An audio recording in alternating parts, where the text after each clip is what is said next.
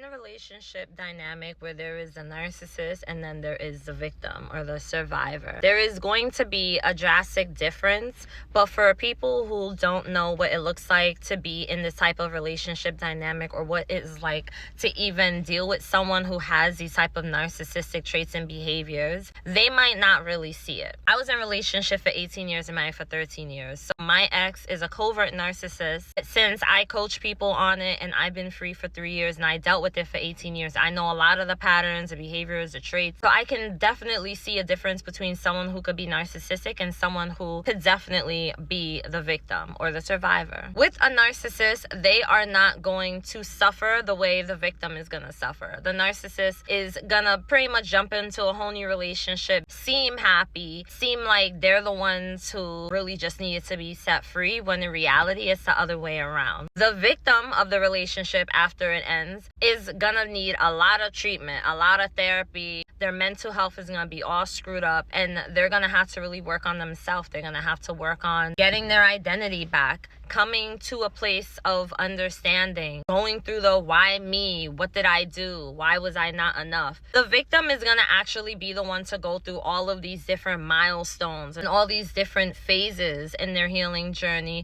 whereas the narcissist is just gonna jump into a whole new relationship, repeat the same thing, not change, not self-reflect, not learn, not do anything different, verbally claim that they have changed, but really in reality they're doing the same things, just to a different person. The victim or survivor of the narcissist is gonna have a certain kind of demeanor. So physically, their body language can be a little bit off, in a sense where they may seem more so enclosed, can have anxiety, very panicky, very finicky, especially when they're around or hear of the narcissistic person. They're gonna go through CPTSD and flashbacks and all these different emotional responses when they do have a trigger. Whereas the narcissist is gonna move on through life as if nothing ever happened, and the only time that they're gonna appear hurt or upset is if someone approaches them or asks them about it, and they have to put on the show and play the role of someone who was hurt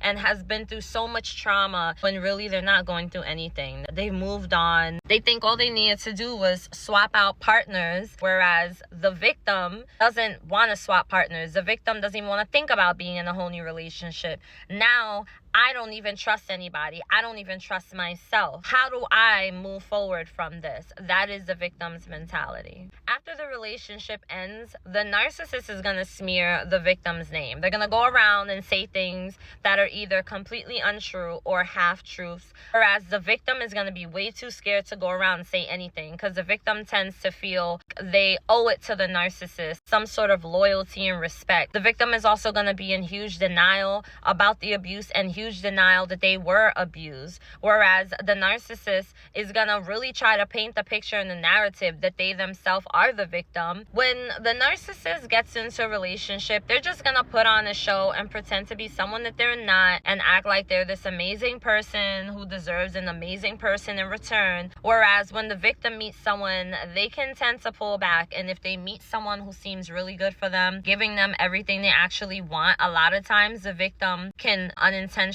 push away that good person that they meet out of fear of being hurt again, of being abused again, of being lied to, of being betrayed, because they're so used to what they went through with the last person. The narcissist wears a mask, and the victim fears everybody else is going to have a mask on as well. Narcissist is going to play and pretend as if nothing ever really happened, like it really wasn't that serious, whereas the victim, their story is going to be very, very, very opposite and different from the story that the narcissist has created. Narcissist is going to be quick to manipulate. They love to manipulate, to play mind games, and to do anything that will give them what they want to get their way, whereas the victim or the survivor is not a manipulative person. They're not someone who wants to manipulate to get their way. They're someone who could not sleep at night if they did half of the shit that a narcissist would do. So there are huge differences between the narcissist and the victim after they leave the relationship. Learning about these differences is just all a matter of educating yourself on NPD and the dynamics of NPD and how it affects people and their mental health.